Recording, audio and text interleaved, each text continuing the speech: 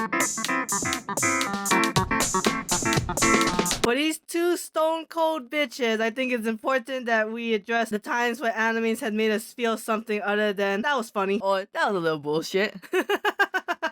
I'm Minty. I'm Annie. And this is FunUntitled. We said every podcast with an F you. So I guess Annie saw a Twitter thread or trend. And we decided we'll make an episode out of it where we're going to talk about the anime scenes that made us feel something. Like the first 10 minutes of Up. Jesus. Or when Wally almost died. Or when Andy had to give up his toys. You know, things like that, but anime version. I almost cried. In Wally, Toy Story 4. I don't know if I almost cried for the Up scene, but I did think it was very sad. And that scene in Frozen 3 when Olaf said, I am Olaf. And disappeared. Yes. And we're like, oh, he'll come back. He came back in Frozen 2. But he never did. Frozen 4 was a mess without Olaf. So, who do we go first for number 5? Well, this is your episode, so I say you go. Alright, hey y'all. Manga and anime spoilers up the wazoo. Specifically for Demon Slayers. Yes. But mine's a softie for the number 5. I decided for my number 5, I would pick the I can't think of the word. I try to think of big words to look smart, and then when push comes to shove, I don't know. In the pilot episode of My Hero Academia, when All Might told Deku, you can be a hero too, and Deku just starts sobbing on the ground because that's what he wanted to hear his whole life. Like, come on, that's every loser kid's dream, is to be told by your hero that you can grow up to be something great. And we had an whole episode talking about why the first chapter is so great of My Academia, but I mean, that scene is like, it sets the tone of what you're gonna experience and the feels that you're gonna get throughout the series. My Academia is one of the best written series. Terrible fandom. JK! Sorry, 12-year-olds. Shut up. Like, you just have to... I say you don't even have to be there. You can just hear about it and, like, watch this kid sob about being told his whole life he'll never be anything, and this one thing that he did without powers is gonna make him a hero. I mean, it's a crazy setup. It's so good. But it's number 5 because there's not much to talk about other than the fact where I was like, oh my god, I believe in you, kid. And like, it's also about personal feels, right? Yeah. Like, something that evoked probably bigger emotions than in other people. We're stone cold bitches. Stone cold bitches. We Asian. So, my number 5, I feel like, is kind of a generic scene in that, like, everyone kind of talks about how this scene is pretty heartbreaking or pretty, like, emotional. Mine is from Hunter x Hunter at the end of the Healing Gon arc, where Killua is apologizing to Nanika about how he said that he shouldn't have said for her to go away forever, and that Alucard is just gonna be Alucard, but Alucard's like, no, I'm Alucard and Nanika. So they're both, like, crying, and he's like, you're right, Nanika, I'm your big brother too. I should have never said that to you. I don't think that's a generic scene. I don't think much people talk about it. I feel like a lot of people talk about it. I feel like everyone won't shut up about the Chimera King and Blind Girl. That's a good one too. She's blind, right? Yeah. Okay, cool. The whole monster fucking thing wouldn't work if she wasn't blind, I guess. Sorry, I'm reeling because in 2 recording episodes, we're gonna talk about monster fucking couple. So, no, that's a very, very sad scene. Like, good for Killua. He needed some scenes to himself. Yeah, for sure. And I like that. I think it's part of the healing process from getting out from Illumi and his family's brainwashing. Like, I think that's the final, like, he's a free man. I think this scene also is the penultimate, accumulation of Kira and Alucard being, siblings. Because before, it's like, oh, he never mentioned this bit. But, like, after all the brainwashing and stuff, it's like, oh, that's why he never really mentioned her. And he does love his sister. Yeah, so I put that as number 5, though. Some other scenes just kind of hit me home more. But I do think it's a very powerful scene that a lot of people talk about. Like, I haven't seen. Another thing is that, like, she's seen as a monster by literally everyone else in her family. And, like, Killua was like, oh, I accidentally saw you as a monster, but that's not right. That arc is so good. So good. The whole chase scene, fantastic. The fighting, wow. Hisoka, a bonus.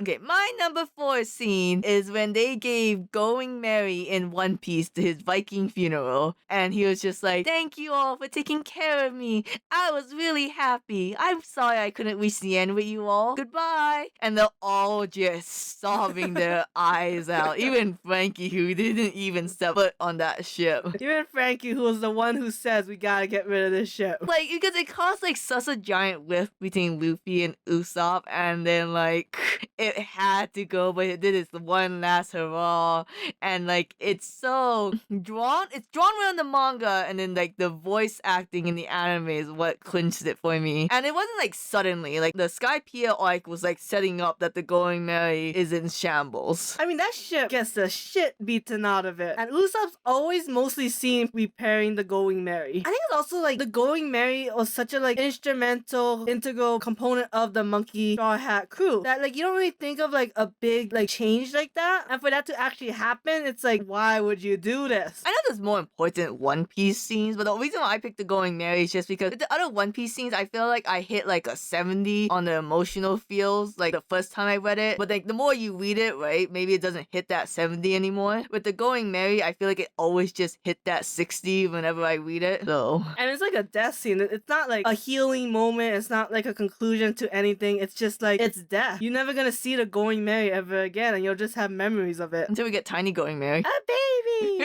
Lions and sheep can go together. No, that's not the lesson here, but what's your number 4? My number 4 is the reason why he's my favorite character. In Fairy Tail, at the end of the Battle of the Fairies, when Loxus gets banned from the Fairy Tail Guild, he has one last moment to watch the parade, and before he's gone for, I want to say forever, but honestly it's like an arc or two, he sees the symbol from his guildmate that he created as a kid that means that I will always be watching you no matter where I am, and all the guild members doing that for him. That's a fucking sad scene. Oh my god. It's so good. It's such a like it establishes like a goodbye, right? Like Loxus, he fucked up. He did something terrible, unforgivable. The grandpa is like, I'm your grandpa, but I'm more than that. I'm a guild master. You did such a horrendous thing to the guild, so this is goodbye. This is banishment. This is you gone forever. But it's like, but I love you. I care for you. And you know, like there's a reason why he'll come back later. It's funny because he said 2 to 3, and that's exactly why he came back. Because you have the Erastian Cess, Edelus, and then he came back in Tenro. I'm sorry. Was I not supposed to reveal that I know Fairy Tail? I was giving you a compliment. The 4 years of Annie being hyper obsessed with Fairy Tail, I will never get back in my life. Like, Annie is happy to have spent those years. I will never get what I deserve and lost. So my number 3, just to piggyback here, is a scene that Minty thinks is overrated. And I'm here to explain to Minty, it was not overrated, okay? So you have your Tenro Island arc where Loxus comes back. Next arc, Grandmaster Games. And that's where you meet Future Lucy, who came from the future to try stop the future where the dragons comes and destroys everything. And then the scene where she gives her life up to save her past self, and she's dying on the ground, and she's like, hey guys, don't worry, you know, like, I wasn't even your real friend. The real Lucy's still here to go on adventures with you. But then Happy's all crying, being like, no, you both are friends. Future Lucy's final wish is like, hey, past Lucy, can I see your hand with our guild mark that kind of like is a symbol of my family and friendship? And then past Lucy's like, oh, what happened to your guild mark? But why do you have to look at mine? And then you realize that the entire arc, when she was writing with her left hand, she didn't have her right hand. And that's another important thing because she's a writer. And so that means she can't write anymore. And then it's just so fucking sad. And then she dies. Okay, you go now. Are you crying? Oh my god, I'm going to be crying so much for the top 3 scenes. You have no fucking idea. Like, they do things to me that no other anime has. Like, as much as I shit on Fairy Tail, it really did peak at one point, and it will ruin me. I spoke too fast, I'm sorry. You little pussy. And then Natsu's like, oh, fucking sad. He hardly feels emotion because he's too dumb for emotion. But even he understands when Luigi loses her guild mark, why that's sad. The running joke is that when Lucy first got her guild mark, Natsu's like, that's nice, Luigi. Stop looking at me. Say your number 3. I always said mine. Unless you want to be like, you're right, Annie. It is sad. I thought you had a non-binary ass, but now I know that your pronouns are pussy and wuss. But you've been crying over a scene you've already seen. It's sad, man. Like, there's a reason why a lot of people like Future Lucy more than Present Lucy. I just don't get it. I don't like any Lucys. Did I not explain why it's so sad? It's in a series that's all about friendships and adventure. Future Lucy had nothing. No, I mean, I get what you're saying. Just not to the level of emotion that you're getting invoked at. You're judging me. Yes, I am. So, I guess I'll go on to my number 3. But I ruined the mood? No, I don't know. It's just kind of like, am I supposed to go to this extent now for my number 3? I might get there more for my number 2 and 1, but I don't think nowhere near as close. My number 3 is the Demon Slayers with the villains of the entertainment arc second season when Daki and her brother, I believe his name's like Yutaku? Gyotaro, when they're dead and they're fighting and then hell, and he was gonna leave her, but she's crying like, don't leave me, I don't want to be alone, and then he piggybacks her and they go to hell together. Like, they're just like this bickering siblings who are just always kind of there for each other, who went through like all this shit. They just wanted to get like their comeuppance, they wanted to get like things that they deserve, and they end up dying as demons and going to go suffer, but they're gonna do this all together. It's not actually my number 1 KNY scene, but Annie has it, so Annie can go talk about it. And I think another thing too is like, it's very important to establish that Gyotaro always thinks that his sister is perfect because she was born beautiful. The only reason why she went down this path is because he made her into a demon. But he's the one that asked Doma to turn her into a demon. So he was willing to go to hell and let her go to heaven. But she was like, no, I don't want to be separated from you, you idiot. I'm sorry for saying I didn't need you. Was she even gonna go to heaven? There's no way she would have went to heaven, man. She's a demon. Oh, but the creator said that the demons, when they spend enough time in hell, eventually they can get redeemed and reborn as human. I guess that's nice, but they never said that in the series. It's very sad. And I know like sibling stuff always gets to you. Yeah. Oh god, I love that scene when Tanjiro was like, please don't fight, you just have each other. And it's such a parallel to Tanjiro and Nezuko. No, I mean, that's my second favorite scene though. Alright. My second feel scene. I put like the whole fucking chapter because sometimes I remember when I first read it, I kept rereading it because it fucked me up. Chapter 163 of Kimetsu no Yaiba. Because I swear to god, I could have just made a top 5 list of times I got fucked up by Demon Slayers. This is way past the anime, Yes. so anime spoilers. Chapter 163 is the scene where after Kanao and Inosuke kills Doma, the upper pillar, and they're kind of like reeling the fact that Kanao has just lost Shinobu and Inosuke lost his mother to Doma, so he kind of like got revenge. So first, we pan over to Kanao, who is looking for Shinobu's hairpin, and Kanao feels so useless because first of all, she let her master Shinobu die, and second is that Kanao is such an emotionally repressed bitch with one, connect with that on a spiritual level, and she's like, oh, I'm sorry Shinobu, I can't really cry for you, all I can do is look for your hairpin because like, my traumatic past stopped me from being able to cry, but you guys never judged me, like even when Kanai or whatever died and I didn't cry, none of you was mad at me, but I swear to god I'm doing my best, I'm fighting, I have friends, and then when she finds Shinobu's hairpin, Shinobu and Kanai like pats her on the back in ghost forms like, thank you, we always just want you to do your best, so now we're gonna go, and Kanao breaks the fuck down, and then when we pan over to the other side of the room, Inosuke has collapsed from exhaustion. It's like, why am I so tired? I don't really get it. I guess it's from the fight. And then he remembers like the faint memories he has of his mother who loved him so much. She might have been dumb, and she might have shooed him off a cliff and said, you're gonna survive this, honey, don't worry. But Hey, she was right. yeah, and Inosuke realized that he really liked Shinobu because she reminded her of her mother with the little pinky promise that she will always love him. And then Inosuke just starts breaking down and crying. So you have this room of 2 people who lost everything, and they're just breaking down sobbing, and I'm supposed to be okay with these teens just, I'm sorry I can't go as much into detail as the Fairy Tail one, because Fairy Tail I knew for like 4 years, Demon Slayers I had this for like 1 or 2.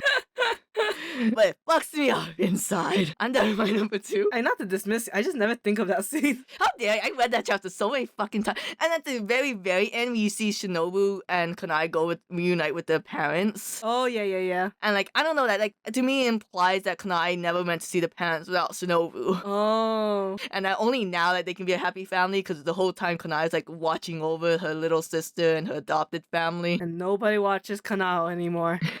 Oh, she has that snake. That's true. A little snake. It's gonna help what? I'm a snake. That snake is intelligent. I feel dumb that I'm gonna have to, if you don't want to end this episode. I don't know you had so much emotions for yours. I think I'm a ISFP, so there's feelings in there. I don't remember what mine is. I want to say it's like INTJ. I think that's yours. You're the investigator. Ooh. How are we the only connecting point is introvert? That is weird. So my number 2 scene. Now, when you think of One Piece, you gotta think not just of like the hilarity and the great action scenes and the well-written plot, but you also gotta think like almost every character has this incredibly heartbreaking, emotional backstory. Like, I thought they would have given like the best ones to the group. As far as I can tell, reading all from beginning to end until I'm halfway through the Zoe Island, Whole Cake Island art. So the last backstory I read was Big Mama's, which is pretty fucked up, but so well written. Man, by the way you're talking, I don't think you're gonna talk about how that girl fell down the stairs and died. I am gonna have to give that the best backstory that explains the character, that makes you feel something, that makes you go, holy shit, is the one with Law and Corazon. Specifically the scene, which I think we all know if you've read One Piece, the part where Corazon has to confront his brother and he hit Law in the chest and Law is screaming for Corazon not to do this, but because of Corazon's calm fruit, no one can hear him. And Corazon, although he's like technically talking to his brother, he's really just speaking to Law about how he like kind of fucked up as a person, but he wished you to do better. You know what I mean? It was just like, it was so well written. I really like the scene where Corazon, when he's talking to someone, I forget who he's talking to, but he's starting to explain like, oh, I know Law's really mean to me, but this whole time Law's the one who's been suffering. Yes, yeah. I mean, him dragging him to all these doctors and trying to get him mad, like, what do you mean you can't help him? I mean... I know this is anime cliche, but when like Corazon is like clinging to life just so that until he knows that Law is safe or as long as he can, and then when he finally dies, that's when you can finally hear Law cry, and like it's super loud, but you can't hear him over the gunshots. Are you crying again? Fuck off. You pussy. Mostly me first, bitch, you. I mean, I think there's like a lot of well-written scenes, right? I think the Nami one is one of my personal favorite. The Otohime is the one about like society and like trying to make like a social, peaceful revolution. Robin wants to live. Robin wants to live. Sanji and how he grew up in like this weird scientific military like environment and he had to run free. The Law and Corazon is the best one, especially if you want one that's gonna tug on the heartstrings. Fun fact, Oda's favorite emotional scene is when Vivi was asking her kingdom to stop fighting. That was pretty good. Yeah. For someone who kept constantly talking about wanting to save her kingdom, and then she was the force to bring it all together. Like, that is the goal. That is her reasoning. Oh, her not joining the One Piece crew. That one as a kid made me go, she didn't join? What? But yeah. I mean, I had to like separate the scenes I really like in One Piece, because obviously the Zolo taking away the pain from Luffy is my favorite scene of almost all animes. But I think in terms of heartstrings of like, if there's a scene that could have made me cry, it would have been the Corazon Law one. So we're going to my number one now? You want to do your number one? Depends how you want to end this episode, baby. All I'll say is that Annie's number one is my number one for KNY. Okay, so imagine in KNY, Kimetsu no Yaiba. That's what. Also, past anime spoilers again. Again, we're super fast. Like almost towards the end of the series, spoilers. So we set up this whole Genya thing in a sword building arc where he wants to be a demon slayer because he wants to apologize to his brother for calling him a murderer for technically killing their mom, but he didn't realize that, you know, like Snami didn't want to kill the mom. She was a demon. It was them or, you know, the mom. And the mom clearly already killed like 4 other siblings. And they're each other's only family members. And there's a lot of miscommunication between the two. And during the Upper Moon fight, when they're finally back together, Genya dies. And he's fading away, and he never actually got any resolutions with Tsunemi. And so when Tsunemi finally realized, oh shit, my little brother's dying, this hard-ass character, he's badass, man. Like, we just saw a whole fight of him, just like, doing some hardcore technique. He just breaks down, crying, be like, please, God, no, don't take my little brother away. And like, it really emphasizes that he was only pushing Genya away because he didn't want him to be a demon slayer. And Genya, like, all he can say is, you know, my brother Nemi, he's the nicest person in the world. And like, you're gonna waste your final breath just complimenting your brother, and all he can do is grab the dust floating away, and he didn't even make a proper resolution with him. That's like so sad. And like, I know this isn't part of the scene, but later on when Tsunemi's like on death's door and he sees all his little siblings, but then he sees his mom behind him, and the mom's like, oh, I can never be with my, you know, kids because I'm the one who killed them. And Tsunemi's like, oh, that's okay, mom, I know you're kind still, I'll go to hell with you. And the dad's like, fuck no, I didn't raise you to be a pussy who dies, you get back to the living. And Tsunemi's like, fuck you, abusive asshole. And then Tsunemi wakes up, and he's like, ah shit, I gotta live for another couple of years, better pop a sperm inside a woman and make a descendant. Jesus, Annie. Like the whole Tsunami like kind of not wanting to live is what gets me, and makes the scene even sadder when he loses Genya, because he doesn't want to live. Why does he have to live without his little brother? Why couldn't they just have like a little happy moment for like a day before losing each other? Are you crying again? Fuck off. I'm sorry, you don't like it when I respond like that. Why don't you talk about how much you love the scene? When I first read that, right, like, I couldn't, like, thank God they put that after the Mist Pillar died, because I don't think I could have read the rest of the chapter if I had to read Tsunami losing Genya. No, I remember we were like trying to binge read, trying to catch up. When we read that chapter, I was like, we gotta stop. I gotta like digest this. That chapter was so, like, nice, because K and Y has, like, the best siblings relationship, and that one chapter had 3 brothers. It's like the only series that really talks about siblings. Like some talk about figuratively, some talk about how the distance. This one actually talked about like real interactions with real siblings and real. Oh my god, you little. Oh my god, pussy this is ass what my bitch. tears. I feel bad because this is truly my number one, but I think I like got really tired from the fairy tale one.